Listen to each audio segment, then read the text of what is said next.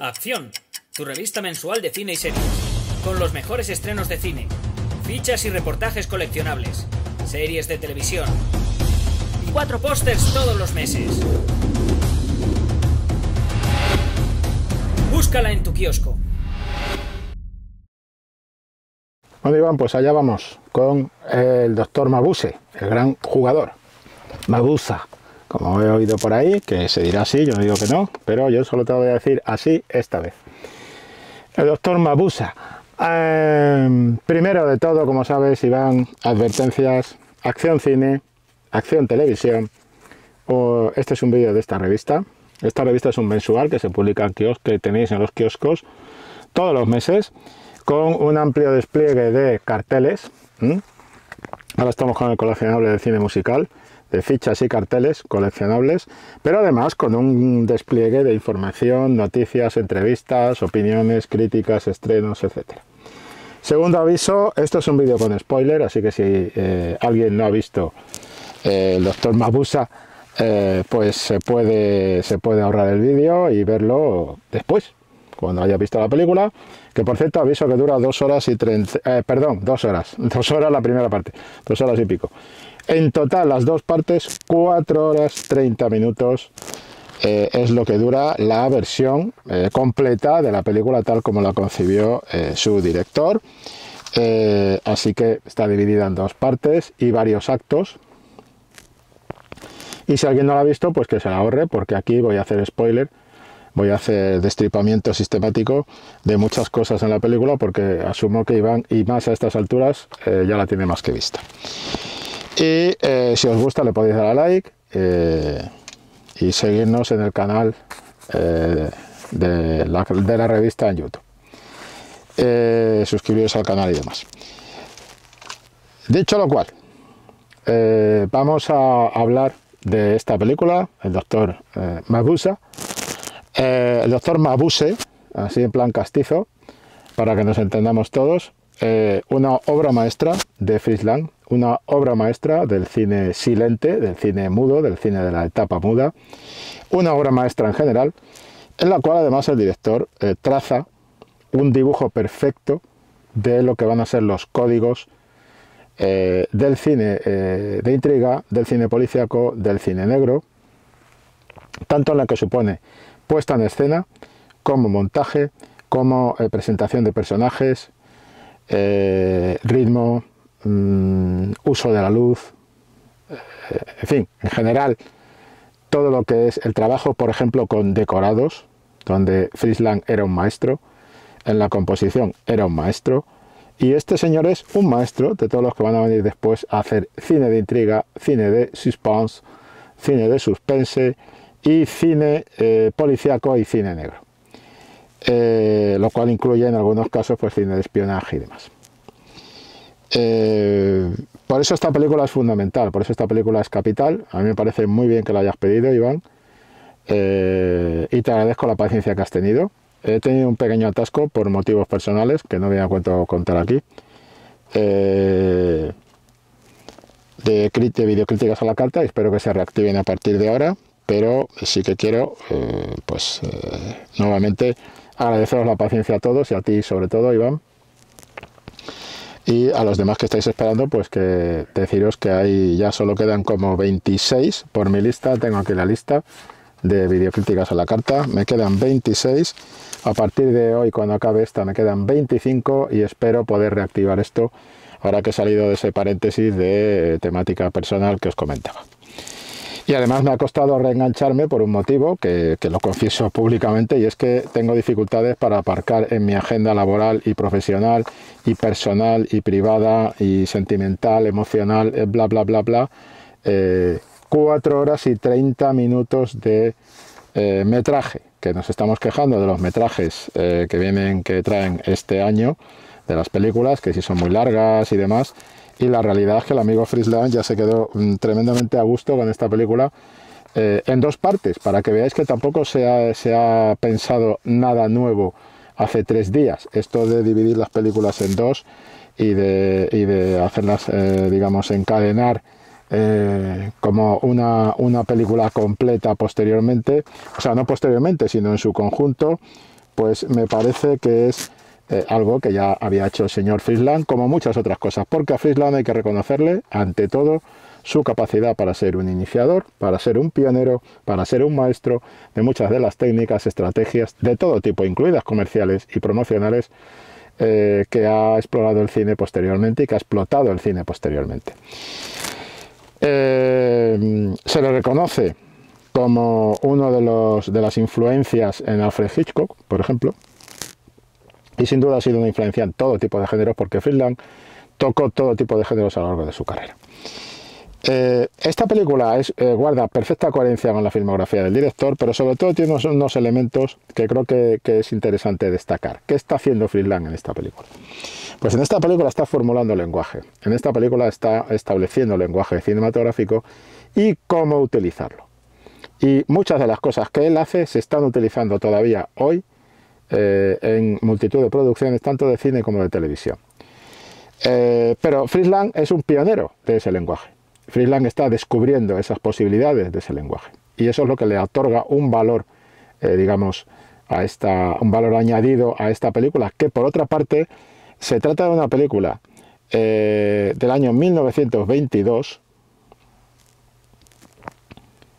Y caramba, es una película que mantiene una capacidad de modernidad incluso en nuestros días, lo cual es encomiable. Principalmente por su ritmo, por su lenguaje y demás. Por el guión, bueno, no tanto.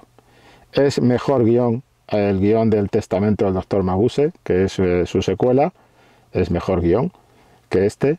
Este guión es de Theodore Herbo. Theodore Herbo, sabéis que era una de las dos cineastas nazis del nazismo, pero bueno, antes de eso pues escribió los guiones de muchas películas de Frisland, incluida Metrópolis. Es una guionista que en general suele tener flojera o pinchazo en el tercer acto, lo cual se aprecia en cierto modo también en esta película. Pero ahora hablaremos de ello. Entonces, cosas que está haciendo Frisland. Pues por ejemplo, maestro absoluto del plano de detalle. Maestro absoluto, vamos a empezar, hay que empezar por algún sitio, se me ocurre empezar por aquí. Maestro absoluto del plano de detalle y de sacarle contenido y sacarle algo que a Frisland es lo que de alguna manera, en mi opinión, más le preocupa, que es lo que debería preocupar a muchos directores, que es, estamos ahora en otra era, ¿no? Pero muchos directores deberían entender que no es que sean periodistas, pero digamos que para ellos la información que tienen que transmitir al espectador es muy importante. Muy importante en tiempo, muy importante en... Hay películas que, por ejemplo, hoy...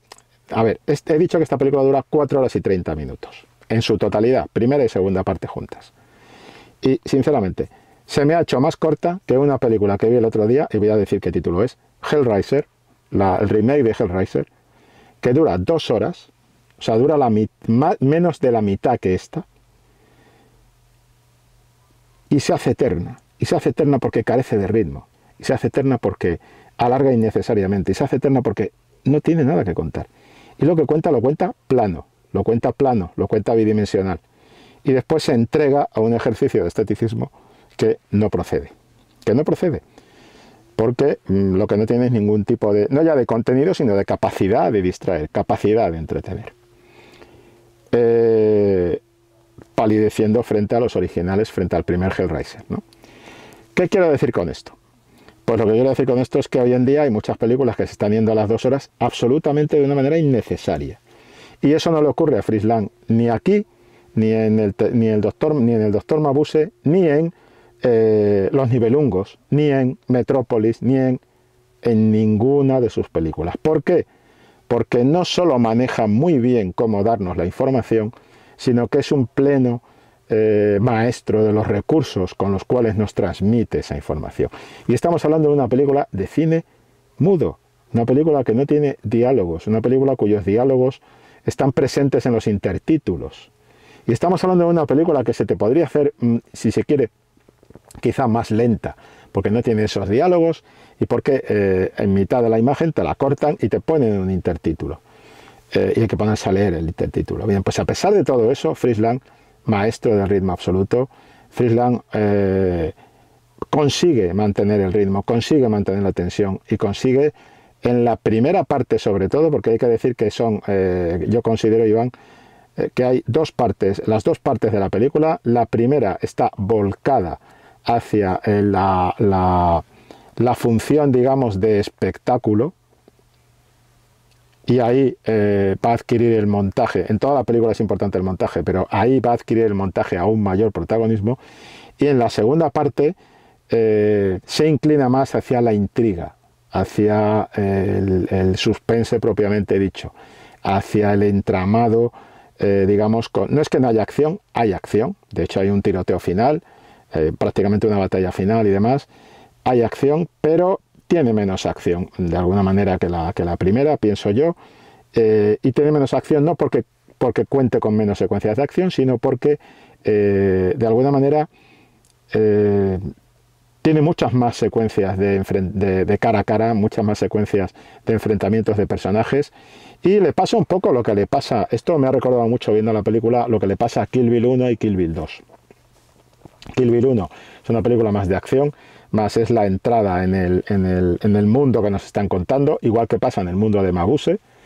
Y Kill Bill 2 y Mabuse 2 son películas que tienden más a más desarrollo de personajes, más desarrollo de conflicto y sobre todo más desarrollo de intriga.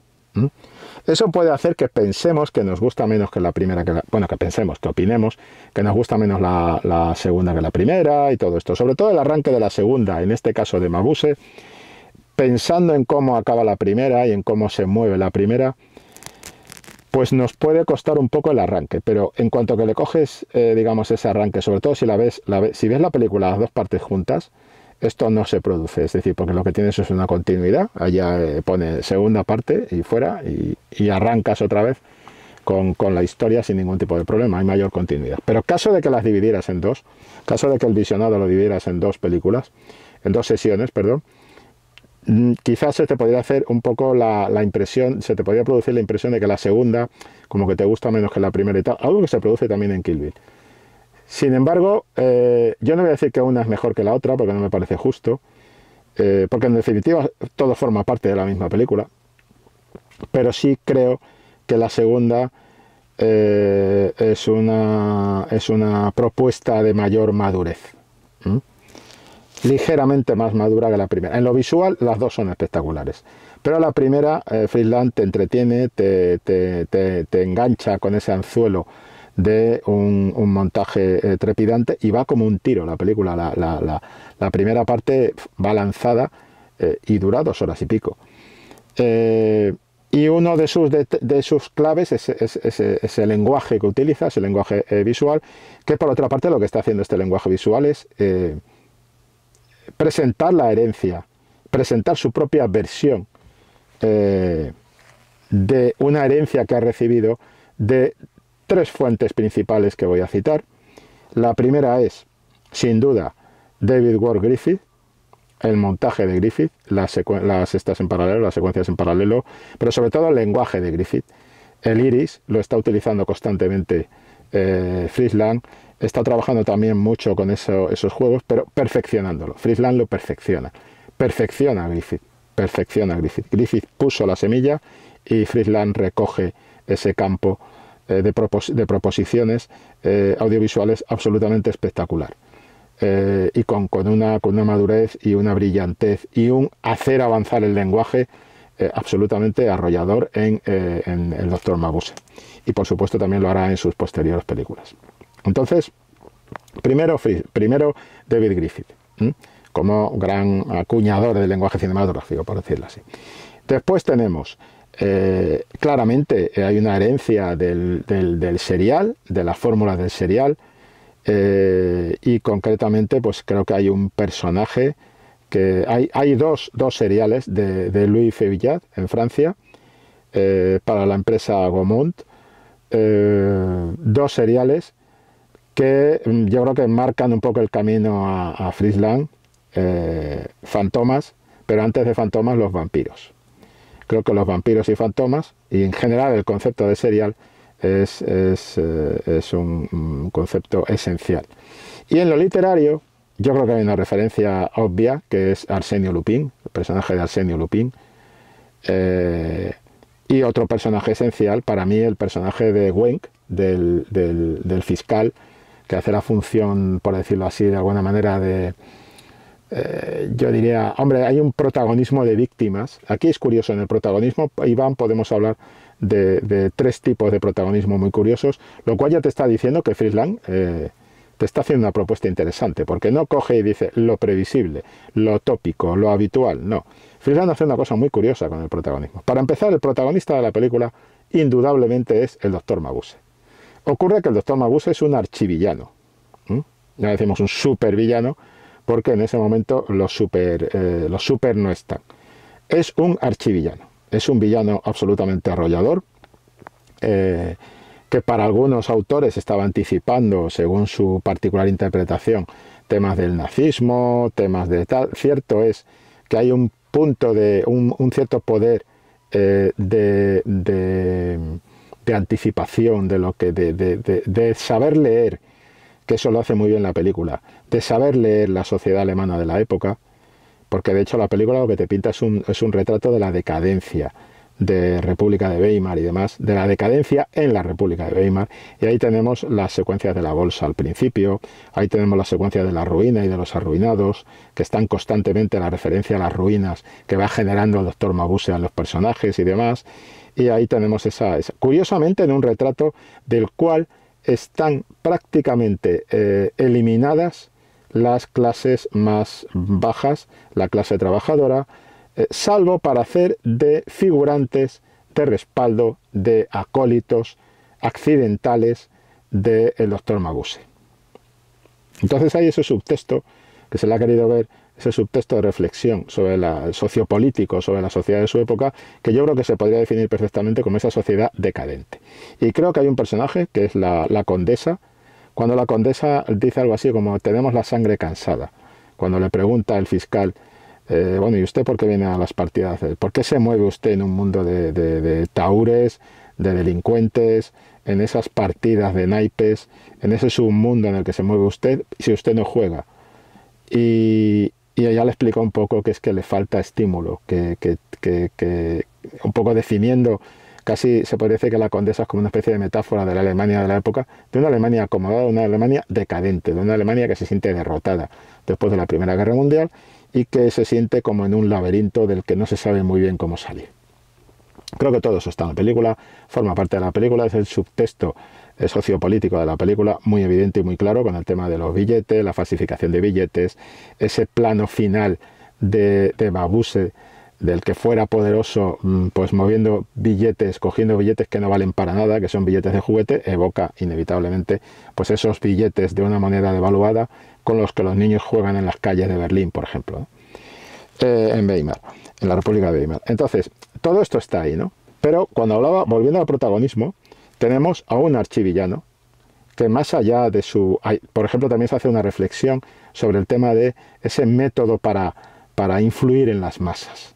Ese método, ahí se está hablando se está anticipando la capacidad de mover masa, de hechizar a las masas que tenía Adolf Hitler posteriormente. Porque no hay que olvidar que esta película es del 22 y el putsch de la cervecería, el intento de Hitler de tomar el poder, llega en 1923, el primer intento fallido.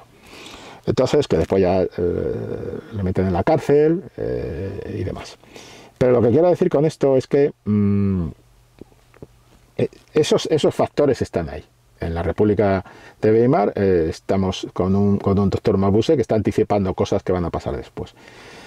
Pero más allá de estos temas, a mí me interesa mucho el concepto de protagonismo que maneja Fritz Lang, que es un protagonismo absolutamente, digamos, de alguna manera encajado, o coherente con lo que está haciendo el cine alemán en ese momento. No olvidemos que tenemos el gabinete del doctor Caligari, y en el gabinete del doctor Caligari, la primera película, digamos, emblemática del expresionismo alemán, el protagonista es también el antagonista. es Caligari. Cierto es que hay por ahí un par de fulanillos y después está el sonámbulo. Pero estos fulanillos y el sonámbulo realmente tienen un protagonismo. El protagonismo en el expresionismo recae en los archivillanos. Tenemos el doctor Caligari. Pero es que después de Caligari vamos a tener Nosferatu, de Murnau. Y además de eso tenemos Mabuse. Es decir, el protagonista, el archivillano alcanza el papel absoluto de protagonista. Es el que de alguna manera mueve cosas, mueve la acción, controla, digamos, los acontecimientos, controla a los otros personajes. Es más, son sus hechos y sus actos los que definen a los otros personajes. Fíjate cómo esto encaja también muy bien en el concepto, en la fórmula de la película Seven de David Fincher, en el papel del asesino de Seven de David Fincher, o en el papel de Drácula en la novela Drácula y por supuesto en las adaptaciones cinematográficas, o en el papel, ya por terminar, de Aníbal Lecter. Cómo sigue habiendo esa idea del villano, del archivillano, que sería antagonista de una historia más convencional, pero aquí alcanza pleno protagonismo porque de él parten todos los hilos que van definiendo y moviendo al resto de los personajes. Entonces ahí tendríamos esa otra referencia, ¿no? Y la otra referencia literaria, como decía, es en el fiscal Sherlock Holmes. Para mí la figura del fiscal claramente es una figura inspirada por el personaje de Arthur Conan Doyle, Sherlock Holmes. Incluso físicamente se da cierto aire. Le falta la gorrita, la pipa y poco más, pero es un hombre, digamos, entregado a la causa de cazar al archivillano. Y por tanto, podríamos decir que es el protagonista, pero siempre reservando este tema de que el protagonismo real entendemos y sabemos que es del doctor Mabuse, incluso desde el propio título, ¿no? Entonces, este es un tema, el del protagonismo de este personaje antagonista archivillano. Después tenemos el protagonismo de una serie de figuras secundarias que lo que ocurre es que les pasan cosas, principalmente porque está ahí Mabuse para que les pasen cosas. Este muchachote, sanote, con pinta de simpático, siempre se está riendo, afable, que es un adinerado que cae en las redes de Mabuse y que tiene un final, ya he dicho que este vídeo es con spoilers, y que tiene un final terrible porque lo mata en una callejuela precisamente por dejarse enredar por una de las sicarias de Mabuse. La propia sicaria de Mabuse, esta bailarina exótica que, digamos, encima está enamorada de Mabuse. ¿Ves cómo Mabuse va definiendo todos los personajes? O sea, todos los personajes viven gracias a Mabuse. Weng vive gracias a Mabuse, vive gracias a esa necesidad de perseguir a Mabuse. Así que de alguna manera podríamos decir, si nos queremos poner poéticos siniestros, que es el propio Mabuse el que crea a todos estos personajes prácticamente, o por lo menos el que crea el interés de estos personajes o en torno a estos personajes. Y la condesa está aburrida, está cansada de la vida, está exhausta de la existencia, está en una situación, pues bueno, de ni voy ni vengo, ni subo ni bajo, y digamos que Mabuse, con sus fechorías, que hacen que Gwen intente reclutarla para que, digamos, extraiga esta confesión imposible de la corista esta, de la estrella esta del teatro, que contribuye al asesinato de Hull, del joven Sanote y demás, y después con el secuestro del propio Mabuse, pues digamos que también adquiere o encuentra aquello que estaba buscando, que era aventuras, alguna forma de excitación en la vida. Pues ya lo tienes, maja. Y después el marido de esta señora, el conde, pues 3/4 de lo mismo, ¿no? Lo que quiero decir con todo esto es que el protagonismo tenemos como 3 niveles o 3 formas de protagonismo. El indiscutible de Mabuse, a pesar de que es el archivillano, con lo cual tenemos un binomio protagonista-antagonista del mismo personaje. Después el de Weng, que bueno, que es un protagonista para mí, digamos, en función de Mabuse. Y después tenemos el protagonismo relativo de esta especie de reparto de coral en torno a Mabuse, o en torno a ese duelo que se plantea entre Weng y Mabuse. Hay que decir que además en los planos, los mejores planos, la gran cobertura, el poder del plano se lo otorga el propio Fritz Lang al doctor Mabuse en todo momento. Y simplemente te propongo que te repases la secuencia de los 2 encuentros que tienen Weng con Mabuse. El primero, una partida de cartas donde Weng intenta imitar a Mabuse camuflándose, o sea, disfrazándose y creando otro personaje. Es decir, entra en el juego de Mabuse y en la partida de cartas, y Mabuse saca esas cartas, esas gafas chinas, entre comillas, y consigue hipnotizarlo o dominarlo y tal, aunque el otro consigue resistirse, porque claro, para eso está allí, es el juego del bien y del mal, ¿no? Ahí empieza el pulso entre ambos, y después al final, en el cara a cara, cuando entra Wang en su despacho y resulta que está allí Mabuse sentado en su silla, se vuelve y dice: hola, buenas, aquí estamos. Todo el poder en esos planos, todo el poder en las discusiones con la condesa, todo el poder en cualquiera de los planos en los que aparece Mabuse, que son la mayoría, claramente decretan ese protagonismo absoluto que le otorga Friedland desde un punto de vista de cobertura visual. Y después decía, los planos detalles, la información como clave, la información en los planos detalle. Simplemente con un solo plano, Friedland te está explicando todo de la capacidad de Mabuse para disfrazarse, para camuflarse, y el verdadero poder de mutación. Porque claro, es un archivillano que no tiene superpoderes, pero sí que tiene una habilidad. Y la habilidad es prácticamente equivalente a un superpoder, que es la capacidad de disfrazarse, asociada a su capacidad para convencer a los demás de que hagan lo que él quiere. Y de alguna manera todo esto se va justificando desde una clave que en ningún caso pretende ser sobrenatural, que de hecho el propio Friedland tiene una especie de digamos, de duelo también con lo sobrenatural en la película. Porque si te das cuenta, una cosa interesante de esta película es que la parte de expresionismo propiamente dicho, y de hecho el expresionismo se cita en una conversación de Mabuse, en la conversación que mantiene Mabuse con el conde Told. El conde Toll está flipando con sus estatuas y tal, con su expresionismo, sus modelos de expresionismo, sus fórmulas de expresionismo. Está rodeado de referencias expresionistas, y lo que el doctor Mabuse un poco como que le dice que el expresionismo que no le impresiona y tal. Curiosamente, Friedland acota cuidadosamente el expresionismo a todo lo que rodea al conde Told y al entorno del conde Told en el castillo de Told. O sea, esos decorados y demás. Y a la condesa Told, su esposa. Ahí está asociado. Entonces hay un plano muy bueno, ese plano de la mesa con todas las manos, en la función espiritista. ¿Vale? En ese ritual espiritista. Y ahí es donde la condesa empieza a reírse y expresa ese escepticismo frente al asunto espiritista y demás. Y ahí es donde se encuentra con Mabuse. Y ahí es donde Mabuse se queda un poco enganchado con ella por esa conversación que tiene, donde ella le expresa pues ese agotamiento de que hay poco que le puedan ofrecer y demás, que es lo mismo que le ha expresado a Wang antes, cuando le dice que tenemos la sangre cansada, que es frase para camiseta casi. Tenemos la sangre cansada. Bien, en lo que es esa sociedad de decadencia de la que hablaba.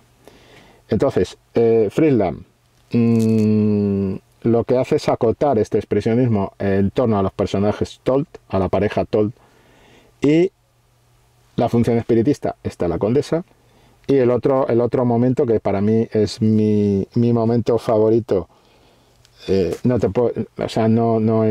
pretendo que sea una secuencia paradigmática ni nada de esto, pero es mi momento favorito, quizás una deriva de esa especie de eco de Don Juan, o de eco de Gustavo Adolfo Bécquer, del Monte de las Ánimas, o de ecos del fantástico español, del relato fantástico español, pero en cualquier caso a mí me gusta mucho La Noche de los Fantasmas, la noche en la que el conde pues de alguna manera se enfrenta con los fantasmas.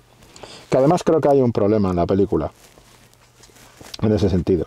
Y es que esa parte que a mí me gusta mucho, la parte del castillo Told, que es donde entra lo sobrenatural, rodeado de expresionismo, y de un expresionismo diferente. No olvidemos el tipo de expresionismo que maneja Robert Wiene en el gabinete del doctor Caligari, o el que puede manejar Murnau en Nosferatu, es completamente distinto, diferente del que propone Friedland en esta película. Que yo no diría exactamente que es un expresionismo, sino que es una cita visual del expresionismo, pero Friedland no está entrando en clave expresionista cuando trabaja esa parte fantástica del relato, que no es fantástica en absoluto, porque te justifica que es que este conde está enajenado y está flipando en colores, ¿no? Bueno, en colores no, está flipando en blanco y negro y en cine mudo. Lo que quiero decir con esto es que acota perfectamente en sus decorados, sus referencias expresionistas y demás, y que en un momento determinado, el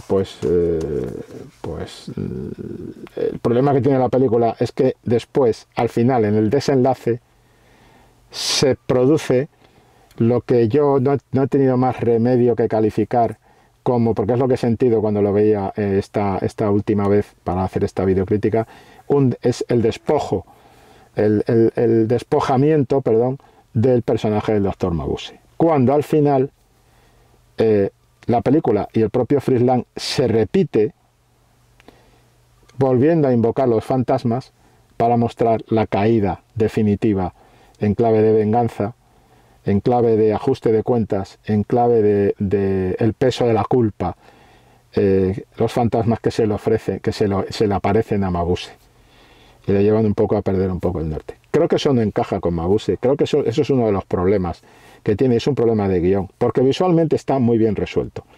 Todo en esta película está muy bien resuelto. Pero pasaba lo mismo en Metrópolis, que es que Metrópolis estaba visualmente, como dijo Luis Buñuel, que dentro de Metrópolis había dos películas cogidas por las tripas, y que una de ellas era absolutamente obvia, que te da toda la historia del romance y tal, el punto de vista de guión, y que sin embargo la otra era absolutamente espectacular, innovadora, impresionante, en fin, un auténtico sembrado de posibilidades para el género de ciencia ficción. Pues aquí pasa un poco lo mismo, es decir, yo creo que aquí el guión es lo endeble, es la parte endeble de la propuesta, parte endeble de una propuesta, de una película que yo le voy a poner 5 estrellas, como vas a ver, que creo que es una obra maestra del cine y que sería absurdo discutir. Se la muestra, se la utiliza como ejemplo y modelo en varios libros de montaje, además, y lo que ocurre es que la resolución de guión del personaje de Mabuse es ese despojamiento de Mabuse, esa especie de negación de Mabuse de sí mismo. Porque lo que se le ocurre al guión, no sé si hace a Von Harbour o asumido por Frisland o de alguna manera consensuado, ahora que está eso tan de moda con Xavi y con las alineaciones del Fútbol Club Barcelona, consensuado entre Frisland y Von Harbour. En cualquier caso, el guión resuelve, en mi opinión, de una manera endeble, porque traiciona al personaje de Mabuse. Y además no solo lo traiciona, sino que además la película repite un elemento que ya había utilizado antes en su desenlace, con esa nueva aparición de fantasmas que vienen a ser como el peso de la culpa sobre el personaje de Mabuse. Y no cuela, amigos, no cuela, porque el conde ya se le ve que es un sin sangre, que es un pan sin sal, que es un señor que, bueno, la propia condesa, una de las cosas que se queja es que, y se ve, hay una imagen que creo que Frisland es bastante claro con ella, cuando ella ve cómo su marido está como clasificando objetos de su colección de arte y está el hombre entusiasmado, y ella llega, incluso cuando se despide de él, le da así en la cabeza como si fuera un niño, es decir, vamos, que este señor no le da caña a su señora, y la señora no está recibiendo la atención que ella cree que merece y que de hecho merece como esposa, y que este señor está como en otro mundo. Es un señor pan sin sal, es un sin sangre, es un señor lánguido, está presentado así por la interpretación, por el propio Frisland, en esa secuencia de los objetos que está clasificando este buen hombre, pues con su bata puesta, con su batín, y llega la condesa y le dice: Majo, ¿qué tal si no invitamos a Mabuse? Sería muy grave esto. Y otro dice: hombre, pues no sé, si yo lo que quiero es seguir jugando con mis cacharritos y tal. Entonces, lo que quiero decir con esto es que es un hombre lánguido, vamos a decirlo así, ¿vale? Ausente. Y ella misma se lo dice así a Wenk. Wenk es un hombre de acción y tal. Y hay un puntito, eso está muy bien definido en la película, cuando aparece Wenk al final, después de que la rescaten, y se produce ahí entre ellos como una especie de acercamiento, pero ella le dice: quiero irme a casa, o sea, me voy a casa.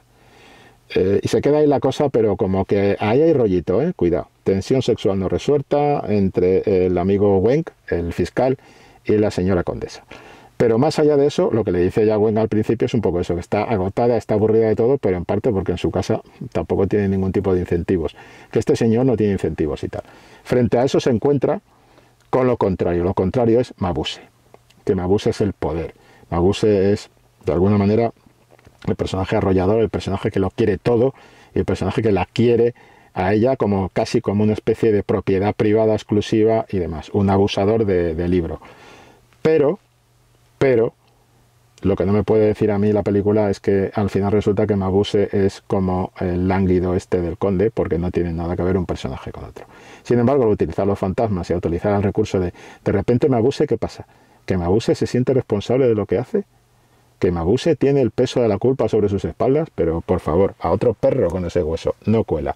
Creo que además repite el efecto de los fantasmas, que desde un punto de vista de efecto está bien, que desde un punto de vista visual, de planificación, de desarrollo, de filmación, de todo, está muy bien, pero que a mí me saca porque está repitiendo un mismo recurso dos veces y en la segunda asociado a un personaje que se desdice de sí mismo. Bastante hemos tenido con que de repente entendemos esa especie de afán de posesión que tiene Mabuse sobre la condesa. Lo entendemos perfectamente. Y además Fritz Lang ha sido muy inteligente, porque hay dos grandes papeles femeninos en la película. El personaje de la cantante esta, de la estrella del escenario, que seduce a Hull, al joven Hull, al millonario Hull, bueno, al adinerado Hull, al principio, y provoca la muerte de este, y que ella está enamorada de Mabuse. Y después tenemos la condesa. La condesa es una mujer que es completamente distinta de la primera, y que le ofrece resistencia a Mabuse y que quiere ser fiel a su marido y que quiere ser fiel a... tiene una clave de dignidad y de conciencia importante. Por esa dignidad y por esa conciencia me parece que está muy bien resuelto que no se tire a los brazos de Gwen nada más acabar la historia, porque eso primero hubiera sido poco creíble y hubiera sido un recurso de guión tontorrón, de carácter tonto romántico, que es algo de lo que pecaban algunas veces los guiones de Evan Harbour. Porque la Metrópolis es de un romántico tontorrón absolutamente nauseabundo, ¿vale? Y más nauseabundo aún por la resolución visual que tiene la película, que es impresionante, y de repente llega esto y es como su talón de Aquiles que le desdice al otro. Y aquí no llega a pasar eso porque en el fondo se esquiva esa idea tontorrona de esto.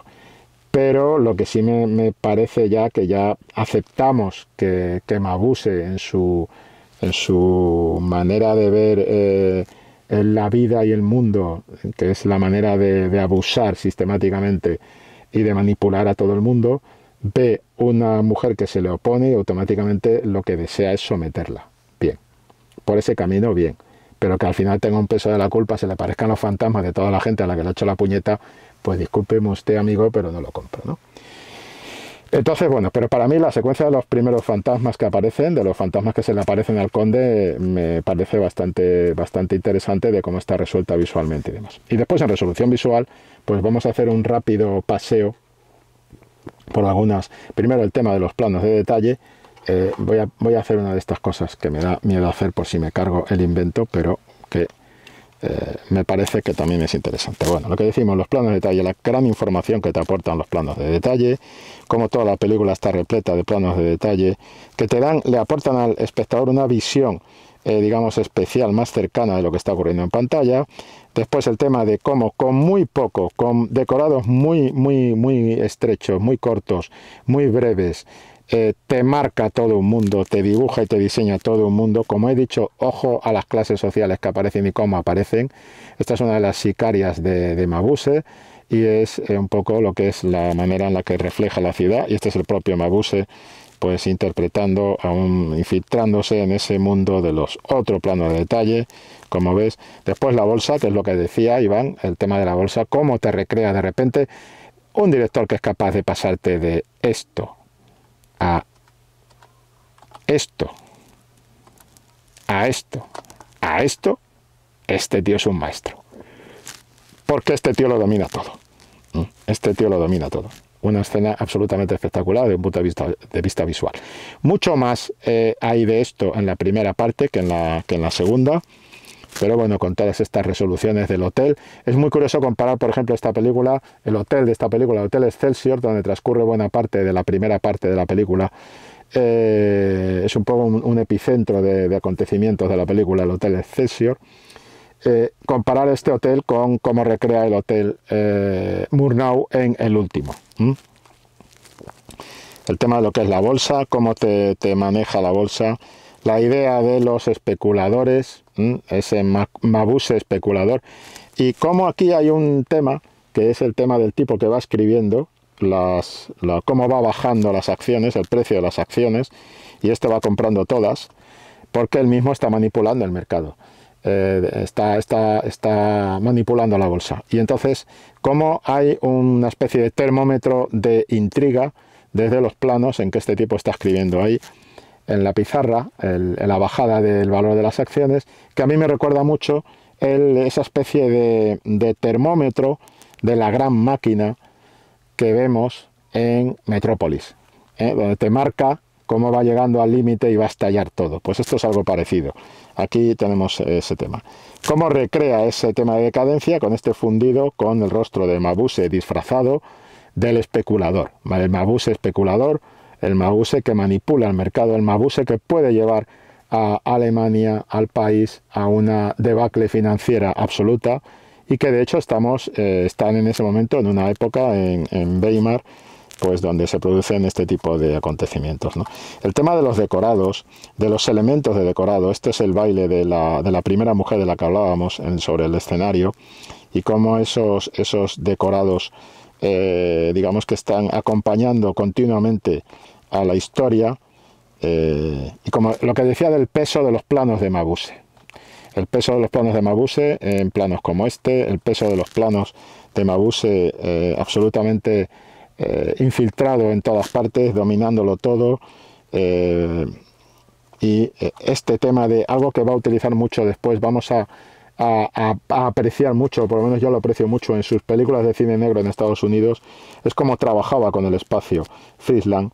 Aquí tienes, digamos, ese tema de crear dos capas dentro del espacio, los que están jugando a las cartas al fondo, frente a esas dos figuras del primer término, cómo maneja los espacios Fritz Lang, cómo trabaja con los detalles, cómo te hace avanzar la trama, simplemente con un reloj, digamos, marcando todas esas horas. Este es Hull, este es el personaje, ya digo, al principio, en esta propia selección de fotos se ve otra vez Mabuse con todo el poder, este plano tan potente, tan poderoso, con los naipes en primer término, y Mabuse con la mirada hipnotizando, haciendo al personaje de Hull que renuncia a sus propias cartas, a su propia jugada, y acabe completamente abatido y destruido. A pesar de que tenía una buena jugada, no ha sido capaz de utilizarla porque el propio Mabuse le ha manipulado. El tema del Hotel Excelsior, como decía, simplemente me gusta mucho se habla castellano, con las banderitas y tal. Ese epicentro de la primera parte de la película, como nuevamente planos de detalle. Y aquí esto sí quiero verlo entero y ya con esto acabo.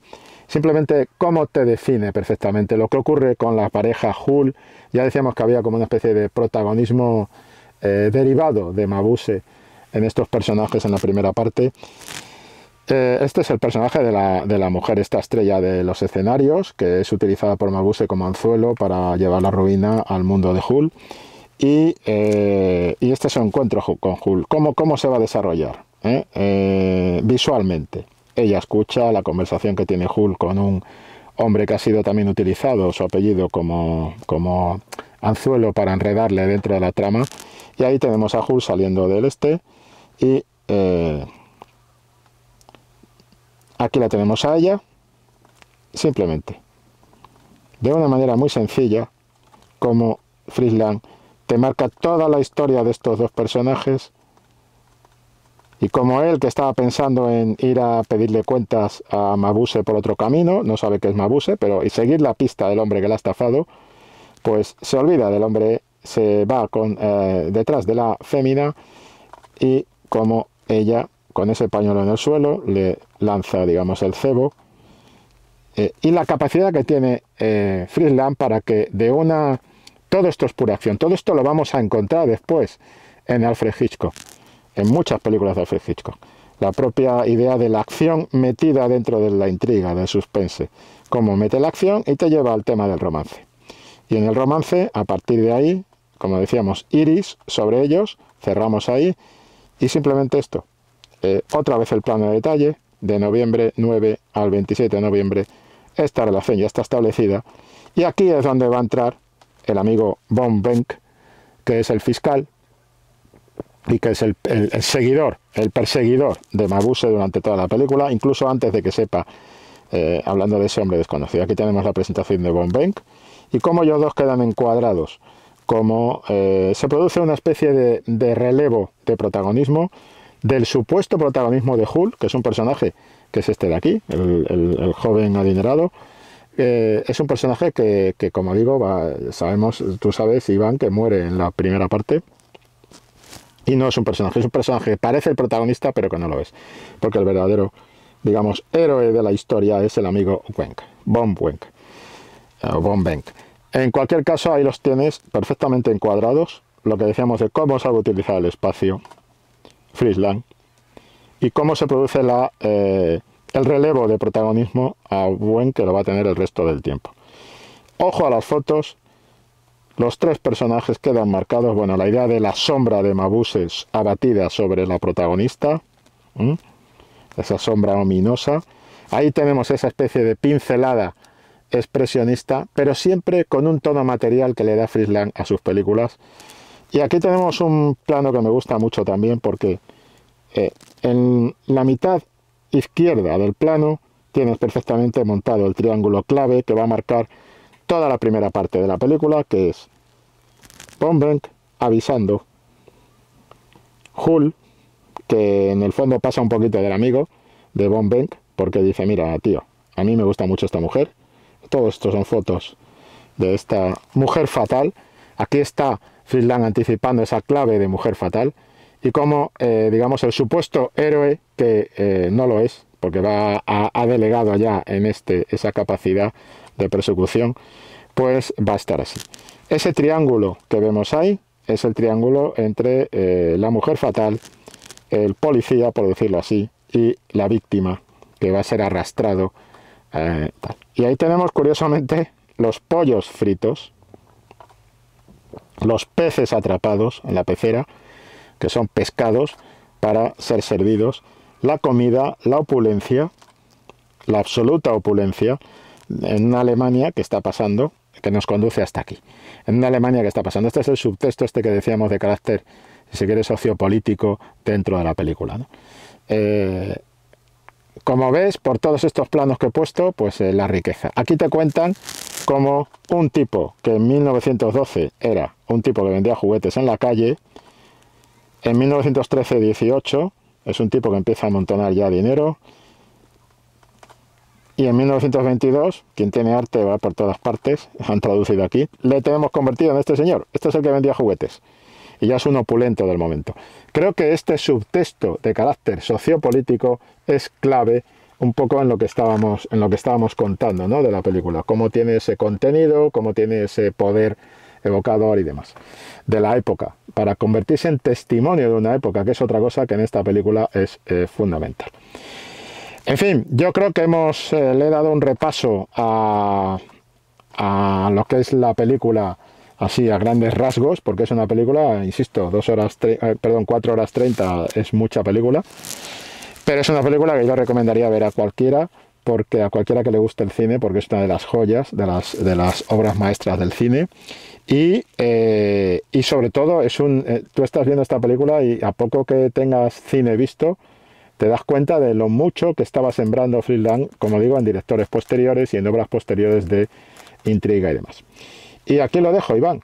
Un placer haber visto la película. Me ha costado, he tenido que aparcarla en la agenda, no era fácil. Pero, quiero decir, es una película relativamente fácil de ver, está en plataformas y tenéis acceso a ella sin mucha complicación. Y nada, y yo espero que a partir de ahora pueda acelerar estos vídeos a la carta un poco más. Tampoco, no se trata de hacer las cosas precipitadamente, se trata de hacerlas con ganas. Y bueno, he mirado las duraciones de las películas que me quedan y no hay ninguna de 4 horas 30. Ya os digo que eso va a ser un poderoso aliado para que esto alcance un ritmo, pues a ver si podemos recuperar un ritmo semanal de crítica. Y a ver si incluso acelerando un poco podemos hacer algo más. Ya, me pondré yo de acuerdo con redacción, pero quiero deciros, eso sí, que por favor, que redacción no tiene la culpa de estos retrasos, que es la vida. es la vida. Es el Mabuse de nuestra existencia, que es simplemente la vida, los enredos de la vida, las complicaciones de la vida, y que además pues tenemos mucha sobrecarga a los compañeros que hacemos todas estas videocríticas, también en cuanto a estrenos, multitud de estrenos, en fin, lo hemos dicho en algunos directos, mi compañero Jesús Usero y yo, y de repente pues bueno, es que estamos en un mundo nuevo en el audiovisual, con todo el tema de las plataformas, con el tema de las series y tal. Bueno, no me alargo más porque esto ya no es propio de lo que es la crítica de Mabuse, pero en fin, que os pido disculpas y que os aclaro que redacción no tiene, digamos, la culpa. Si queréis echar la culpa a alguien, la culpa la tengo yo, que soy el que tiene que hacer las críticas y no las hace por X motivos, ¿de acuerdo? Que tienen que ver con vida personal, pero también con vida profesional, laboral, y con que, caramba, algunas películas son... Bueno, tengo por aquí una que, a ver, no son 4 horas 30, ¿no? Pero, ojo, tengo una que es toda la trilogía del dólar. Y tengo otra que es claves del western de John Ford. O sea, la filmografía de John Ford, la filmografía del western de John Ford completa. Quiero decir que me habéis pedido cosas que me interesan muchísimo, que creo que dan mucho juego, pero que en fin, no os preocupéis, estas son de las últimas, o sea que espero que no haya más...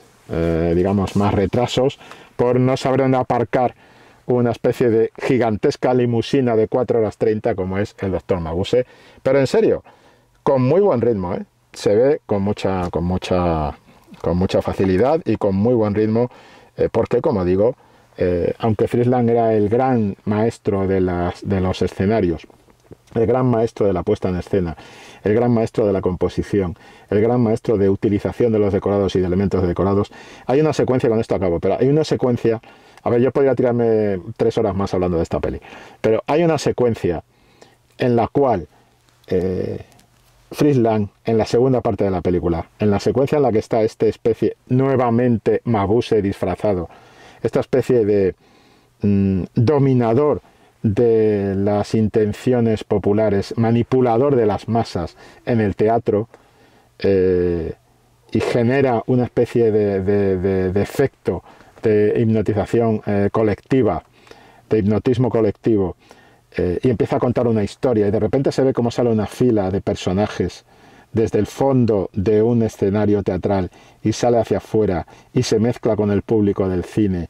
El público del cine haciendo como una especie de puente entre nosotros como espectadores y la propia película y el propio público de la película, y en una ceremonia de inmersión nuestra del espectador en la acción, como si nosotros estuviéramos en esa función de hipnotismo masivo, pero además perfectamente justificado por la acción, por la trama, perdón, cómo esa acción de salir de los personajes del escenario teatral y salir hacia afuera, para mí está sentando cátedra y diciendo, el lenguaje del cine es otro que el lenguaje del teatro, y yo lo domino. Ese es Fritz Lang en el Dr. Mabuse. Un tío que domina ese lenguaje del cine como alternativa al lenguaje teatral previo, y que creo que en esa secuencia concreta de la gente, de los personajes estos saliendo del escenario teatral hacia afuera por el pasillo y mezclándose y pasando entre el público hasta llegar a nosotros, digamos, es donde tú te das cuenta que Fritz Lang en ese momento era un tipo que dominaba perfectamente ya el lenguaje cinematográfico, siendo un pionero y siendo uno de los iniciadores del mismo. Lo dejo aquí. Iván, un placer. Nos vemos en otra. Hasta luego. Acción, tu revista mensual de cine y series, con los mejores estrenos de cine, fichas y reportajes coleccionables, series de televisión y 4 pósters todos los meses. Búscala en tu kiosco.